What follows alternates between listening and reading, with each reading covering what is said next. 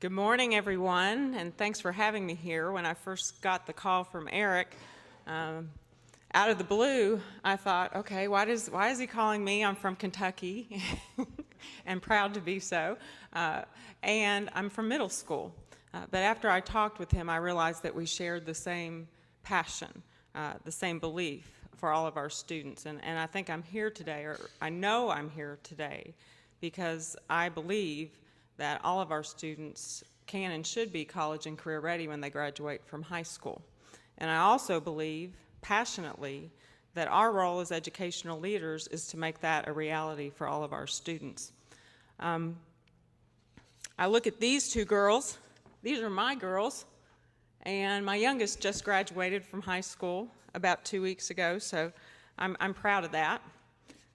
I hope she's college ready. She's going to UK in the fall.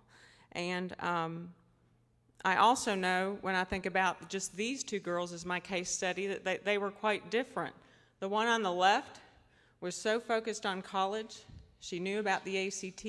She took AP courses. She studied every night. She researched colleges. She wanted to know about the money, what she needed to get in, how much money she needed to go. Could she cover the cost of tuition with scholarship money and what we were able to provide for her? And so she was driven, and I did not have to do anything. I know I gave birth to her, but I don't take responsibility for her ambition. The one on the right, not so driven. I would try to talk to her about college readiness, and she'd say, "I got it, Mom. I'm good to go. I got it all covered." And I can remember making her practice the Explore test before she took it in 8th grade, and she said, "Mom, why do I have to do this? Why do I have to practice? Other kids don't have to do this at home. You're the only one who makes me do it." But I did want to make sure that she had the same opportunities as her older sister. So it was tough as a parent, but it's even tougher when I consider that all of the children that come to me in my school or in our district or in our state, those are my children as well. And I want them to have the same opportunities as these two girls. I've taken a strange route, much like many of you. I started out at high school as a high school English teacher, and I said I'd never leave the classroom. And then I got the administration bug, and I became the associate principal. I was in charge of professional development, curriculum and instruction, and discipline for 2 grades, about 650 students in 2 grades. And then about 5 years ago, I got a call from a former superintendent in Kentucky who said, "We're getting ready to implement Senate Bill 130 in Kentucky, and that's the bill that requires all of our students to take Explore, Plan, and ACT. And will you come implement that for us, get that going statewide?" And I was passionate about college readiness, so I said, "Sure, I'll show up for that." And so I did that, and then I became the director of secondary education for Kentucky for a couple years. And being away from the students was tough. I'd learned so much about what needed to happen in the schools, and I also learned about how important the middle school experience was to college readiness, so I decided to go back. But even before that, I had some things that happened when I was an associate principal that I'm sure many of you can relate to. Number one, I was sitting in my office one day, and I got a phone call from a parent of one of our best students. And she said, "Miss Powell, my daughter Jennifer is an honors student in your school. She's taken every honors class you offer. She has a 4.0. And she said, "How in the hell did she get an 18 composite on her ACT?" And I was a young administrator at that point, and I didn't have a quick answer for her. But I think that's where my passion started. How did that happen? Because this young lady had done everything we asked her to do, and yet she was not prepared to enter one of our state universities and go into credit-bearing courses. And I know you guys have stories like that. I have another story, though, that stayed with me at my heart and has driven me for years. I had a young man named Adam who used to come into my office. He was tardy to class all the time. And we stayed with a class of discipline for 4 years. 9th grade, he'd be late. He'd come in my office. He was a sweet young man, made good grades. He was the star of all of our drama productions, so he was often in rooms like this. And I think of him as a cross between Jim Carrey and Stephen King. Intelligent, witty, a little bit dry, sarcastic sometimes, but he was the star of those productions, and I would watch him and I'd think, he's going to be famous.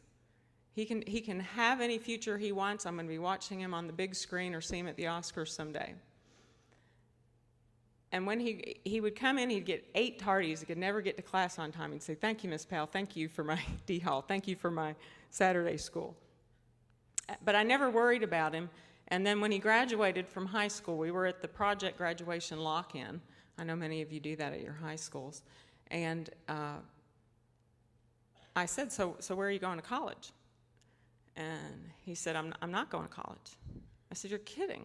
How could that be? Do you not have enough money? Do you have to take time off to work?" He said, "No." He said, I didn't have the ACT scores. They wouldn't let me in the schools in Kentucky. So I think all the time, what did we do? What did we miss? I spent a lot of time with him working on discipline, but I didn't track his ACT scores. We did not take care of Adam. And so a man with great promise, great talent, and a possible great future, and definitely intelligent enough and capable enough to earn a college degree, did not go to college. And so we let him down. So on that path, I've come back to the global data.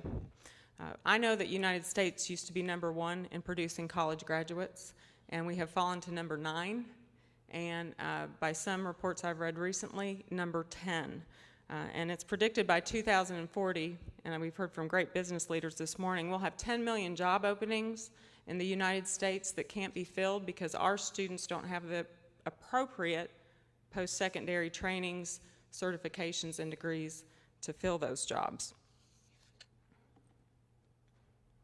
So in Kentucky, we've had some recent legislation that I think all of us can learn from, because you don't have to have the legislation to have these goals. We're fortunate that we have them in Kentucky, but anyone can go back in a district or a school and mimic these plans as part of your school improvement plan. First, we have Senate Bill 130, and it does require that all 8th graders take Explore, all 10th graders take Plan, and all juniors take the ACT. And they take that on a special day in March, the first Tuesday in March.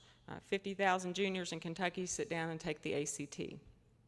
That law also requires interventions for students at the 8th grade level and 10th grade level if they're not meeting benchmarks. Schools are required to provide that and document the interventions that are provided for those students. For juniors, after they take the ACT, we are to offer them interventions, the opportunity for interventions, and we do have transitional courses that we developed in Kentucky.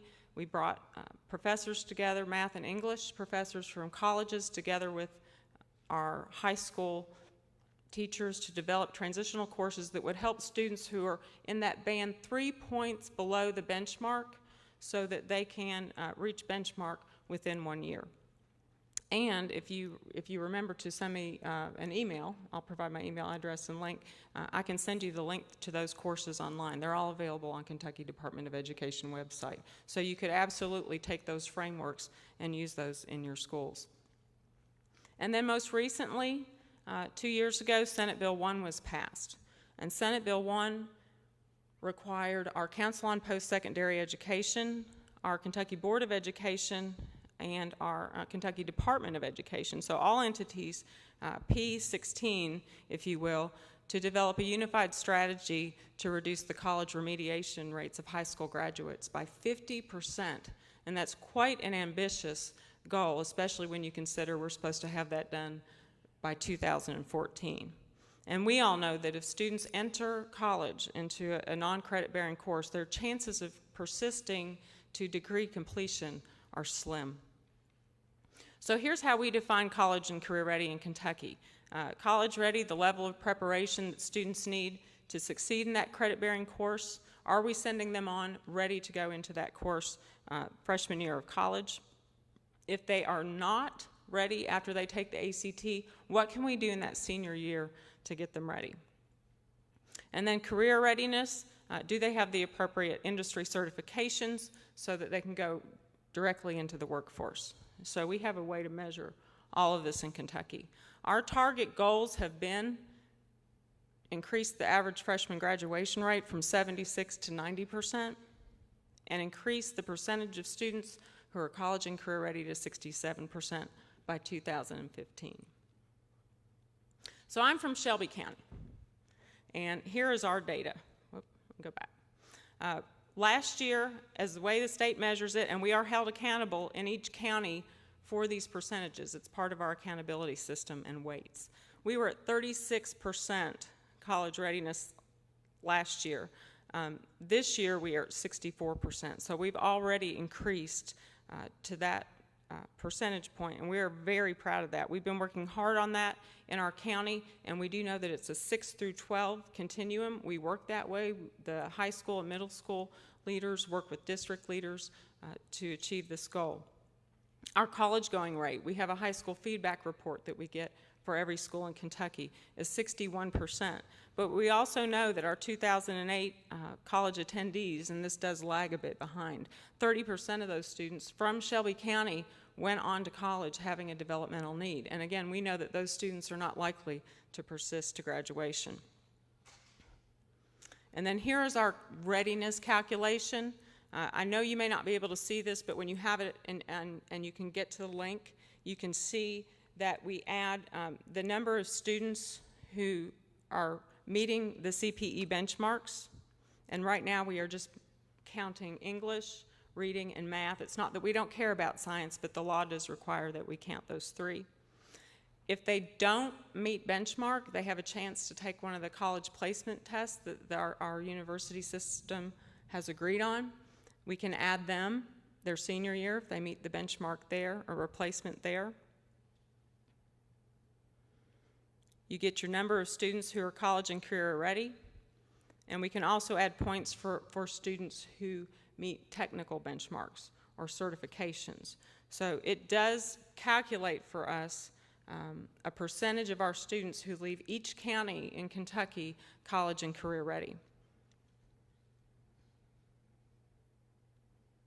Here are our weights in Kentucky right now. For elementary school, you can see under our new system, you've got growth, 40%, gap, 30%, and achievement, 30%. But I want you to see what happens at middle and high school, because this really drives how we are operating in our secondary schools right now. Our middle school weight has changed to college readiness is 16%, and that's our Explore test. It was 5% a few years ago, but under the new accountability system, it's 16, so that's weighty. So you can imagine that all of our middle schools, our teachers, our principals in Kentucky are paying close attention to these scores, and we're using the Explore data in ways that we've never used that before, and I'm going to tell you about that in just a minute. If you look at our high school weights, our graduation rate is 20%. It used to be 2% under our old accountability system, so that has increased. And then college and career readiness, combination of plan and ACT, counts 20% under our accountability model. So this is how we craft our school improvement plans. This is how we're measured in Kentucky. And knowing that, I'm giving you all that background data so you can understand the big goals we have at East Middle School. And when we think about big goals, we think about goals, let's set them so high, maybe we won't reach them, but we don't want to set a partial goal. All of our students will enter 8th grade at or above grade level in reading and math. That's our #1 goal. And I've heard some other people talk about this morning. If they don't have the literacy skills, if they can't read the technical, the nonfiction text, and they can't deal with the text complexity and vocabulary, they will not be successful in high school, and they will not be successful in college. So that's our #1 goal. And then our second is that all students will meet Explore benchmarks in the 8th grade. And that's a lofty goal, I know. But I really don't want to say that 75% will meet benchmarks, because then I'm saying by default that 25%, 1 in 4, won't meet them, and that's okay. We can skim 25% off the top. So these are the goals that drive us every day at East Middle. We use the MAP, the Measures of Academic Progress, to measure reading and math. We give that 3 times a year. We also use our Explore data and our state assessment data to make sure students are on grade level in reading and math. I'm going to tell you more about some of the programs we use for literacy later in the presentation. And for Explore benchmarks, we have amped up our use of Explore, our training in Explore, the way we use item analysis, and the way students interact with their Explore practice items and their score reports so that they will succeed at 8th grade. One of the documents from ACT that you may be interested in, from the high school level, I would suggest reading this. Middle school district leaders, take a look at the report called The Forgotten Middle that tells us that 8th grade academic achievement is the best predictor of college and career readiness by high school graduation. And I think this is one of the factors that drove me back into the middle school, because I knew when I saw this data that we needed to do more before students got to high school so that they would be ready. And so that is probably the one factor we can consider when we're looking at how we can help them improve, more than interventions in high school, more than extended school services where we have them stay after school and learn more about the subject they're not doing well in, more than discipline, more than career studies. This could be your #1 target for improvement.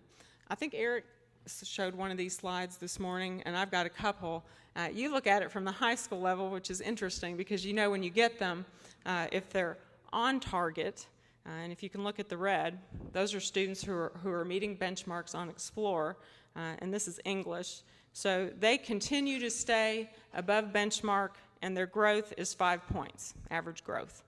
If you look at the bottom line, you can see that the students who do not meet Explore benchmark in English, they do improve, but they never hit benchmark. And their growth is not as high, their average growth in number of points is not as high as those above. So I know you might look at a slide like this, and I've got a math slide, basically the same, and a reading slide, basically the same, and think, okay, so they don't meet benchmark on Explorer, so they never get there. This is based on past data, and that's something I want you to think about. It doesn't have to stay this way. #1, in the high schools, you can take the kids who aren't on benchmark and provide interventions so that they can succeed. But what can we do in middle schools to make sure that they hit the Explore benchmark when they arrive in 8th grade? Because if we can get them to that red dot or the red square above benchmark, they're probably going to be okay all through high school. And so that's why we set our goal, all students meeting Explore benchmarks. So here are our primary initiatives at East Middle. And we have many, but I needed to really think about the ones that we put in our school improvement plan and the ones that drive these 2 goals. And #1 is intervention teams. We have a heavy campaign on college awareness. Our use of Explore is ambitious and intense, I'll tell you that. And we use something called the individual learning plan, and I've got some slides to show you about that. So those are our 4 main initiatives. Our intervention teams are teams set up by grade level. We have a couple teams per grade. They are data-driven. We meet 2 times a quarter. It's every teacher on the team, the counselor, the principals, our Frisky coordinator, anybody who can help our students who are reading below grade level or not performing in math on grade level. And we have data boards that we put up, and we track everything we can about the students, and it sorts for us, for example, in reading, the students who are our bottom tier, our lowest 20%. And we make sure we have an intervention plan for each of those students, that we have an intervention manager, that we know placement for literacy and for math above and beyond the core courses for each of those students. And we follow up on those plans 2 times a 9 weeks. The placement is fluid. If a student does hit our indicator for reading on grade level or math on grade level, they can be moved out of an intervention course. But in the meantime, this is the process that we use, and it's very helpful to have everybody around a table for an hour discussing each student who's not hitting these marks. We discussed them anyway, and we found that bringing everybody together is a more concise way, a more efficient way of bringing all the resources and everyone who can help to the table to make sure we're achieving or helping that student achieve what he or she should achieve in that year. And then if they don't hit the benchmark or the MAP reading goal by the end of 7th grade, we do invite them to come to a summer reading academy. It's 4 weeks long. I personally invite in every parent of every 7th grade student for a one-on-one meeting who did not hit reading grade level, and I say to them, we're having a district program for summer literacy. Best teachers, best training from Western Kentucky University. Help your student become a proficient reader in high school. 4 weeks paid for. Can I get you to sign a contract that you'll send your child for 4 weeks? And I'd say less than 3% of the parents tell me no. It takes a lot of time to bring them in, but it's worth it. Not many parents will look you in the eye and say, I don't want my child reading on grade level. So I would highly recommend that model to you. We also focus on college awareness every day. We talk about college readiness on our announcements. We have assemblies. It's in our hallways. Our teachers talk about it. Anytime I talk to a student, I ask, what are your college choices? Where are you planning to go to college? What are you planning to study in college? The students know that it's a big goal and that we expect them all to be college ready by the time they leave high school. So you can talk to any of my students about that, and they will not look at you with a blank stare. We also ask them to do a lot of individual college research and goal setting. We have something called the ILP. I'm going to show you some slides on that, but it is a web-based tool, and it allows students to do college research online and save their search results and know which colleges they want to go to, know the cost, know if it has the major that they're interested in, and then we have them set goals and record those in their web-based ILP. You know, which colleges do you want to go to, what do you want your major to be, what coursework do you need for that major, and so on. And then we also have a parent night at least once a year. We've started doing those twice a year, one at the beginning of the year just to help parents understand our big goals, and then we have one in the spring where we bring in college representatives. We bring in KHEA, Kentucky Higher Education Assistance Authority, to help parents understand financing for college. What do you need for loans? How much is it going to cost? What kind of grants can you get? And what is FAFSA? So we start talking to them about that in middle school, primarily because we know that we have a lot of students who would be the first-time college attendees in their family, and their chances increase if we can start talking to them about that earlier. And we also give our parents their Explore reports back.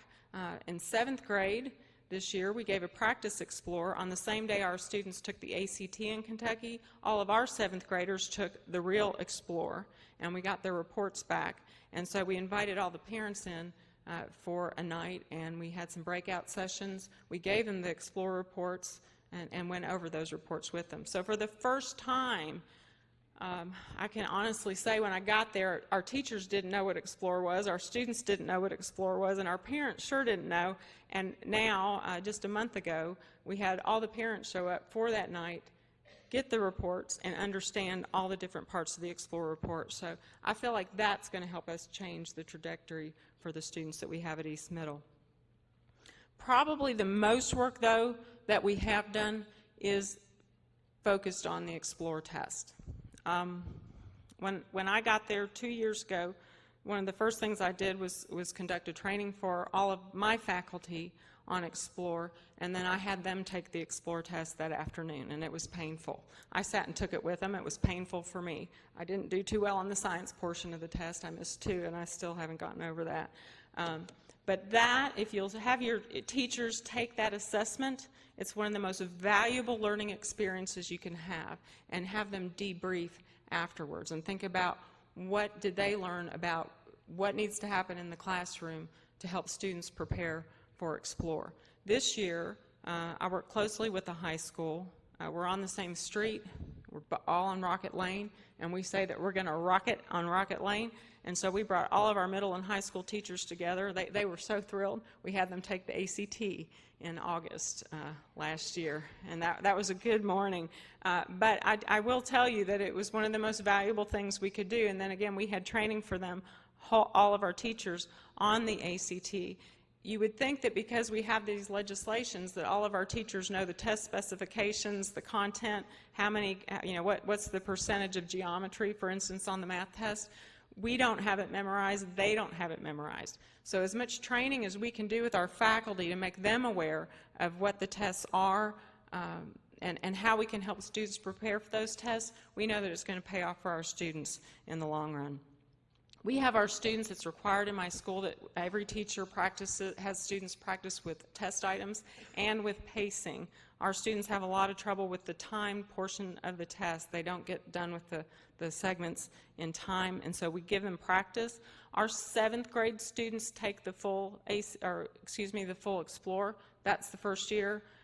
I wanted to pay for it with my money, and I did, but next year the district's going to pay for it because I think they understand the importance. And I would say to you, I think my cost was just a couple $1,000s, and for $2,000 to have all my students know what the Explore test is, they got their individual score reports back, and they know when they go to 8th grade in the fall, in September, within a month of starting school, they're going to take the real Explore. So I feel like they're going to be more prepared than they've ever been in the past. Our teachers complete an item analysis based on the profile report we get in 7th grade. So my teachers now know, based on the March 7th grade practice administration, what they've got to do to help those kids get ready for the 8th grade Explore. And they have a couple months. They also know what they need to do next year, what changes they need to make in their curriculum, and how they need to teach in certain contents so that they can help their students be ready. So we have a whole day where teachers do the item analysis. And then we give all of our students back their score reports, those 7th grade students, and we send them to all of their core classes that day with score report in hand, item analysis on the back, and they look at, and the test booklet, and they look at every item and see what they miss. So in English class, they look at the English items. In social studies, they look at the reading portion of the test. So it's truly a 4-hour item analysis of their individual score report. And what did I miss? Why did I miss it? Was it something I knew and I just didn't understand the way the question was phrased? And sometimes the teacher would see, oh, every student in my class, my 2nd period class, missed question 4 on reading. So what can I do to help my students prepare for that next year? So it's an extensive work.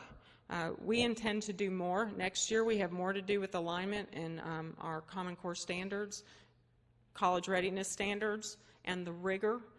I could say if that's the one word I would share with you that we're looking at, how can we increase the rigor for our middle school students so that they are prepared for all of these assessments. I heard somebody talk about the World of Work map. You know, when they get their Explore test back, they get this on their report. But what's really cool, and I was going to try to embed the hyperlink, but I'm not that savvy. But when students get their report back, they get this wheel, and they can go to the website with the interactive map. And so they can click on the areas that are identified on their Explore score report on the first screen to your left, and then it pulls up the career area, W, healthcare, for instance, on the right, and then they can go in and click again, and it gives all the specifications, the job outlook, the pay, the education required for any of those. And it is interactive, and we have our students spend a lot of time. We budget that time for them to be online, looking at World of Work and using their ILP. And the ILP is a Kentucky initiative. It's called the Individual Learning Plan. It's a web-based tool. It's required of all students grades 6 through 12. Some of you may have heard of Gene Wilhoit. He used to be our Commissioner of Education, and he's now the head of CCSSO, Chief Counsel of State School Officers in D.C. And this was his baby, and he said, what would it be like if all of our students had an individual learning plan. Because we have IEPs for students with disabilities, but what if every child had a plan, something that stayed with them all through school and beyond? Because this doesn't turn off after a child graduates. It's active for 5 years after graduation and remains active for 5 years after the last login. So it could be, if a student keeps using it, active forever. It was designed to increase the graduation rate, engage students in preparing for their future so they see the relevance of career and coursework. We use it for advising, to create better relationships for adults and students. They explore their post-secondary options, and we believe it's increasing our college and career readiness rates. Here's the home screen, just so you can see any student who logs in has access to this. It is a student tool. Parents can't change it, teachers can't change it. We can all look at it, but that's all we can do. But students can get on this at home, anywhere they have access to the internet. They can download documents, they create resumes, they do research, save goals. We have them, their Explorer Plan and ACT scores are automatically embedded in here from the state level. So a lot of assessment data goes in here. Everything a child would want to know about his performance, his career, and his individual plans for education can be captured here. There's the college exploration screen. And that's really it for our ILP. So our next steps are K through 12 collaboration. We have, in the first year at East Middle, we were able to increase our composite Explorer score by 1 point, which I know may not seem like much, but a 1 point increase is substantial. And all we did the first year was the teachers took the Explorer test, they embedded items, and they had that awareness and the students practice, and we went up 1 composite point. With everything we did last year, with more testing, more practice, and item analysis, we expect an even higher jump. I would commit to 1.5. I told my superintendent that. So if we keep going along at that trajectory, I know we're going to get where we want to be with all students college ready by the time they leave 8th grade. But we're also focusing heavily on rigor and quality core. In Kentucky, our students have to take 4 end-of-course assessments in high school, and those are from ACT Quality Core. They count as part of our assessment and accountability system, and they count as 20% of the student's grade in the Kentucky course. So that goes on their report card.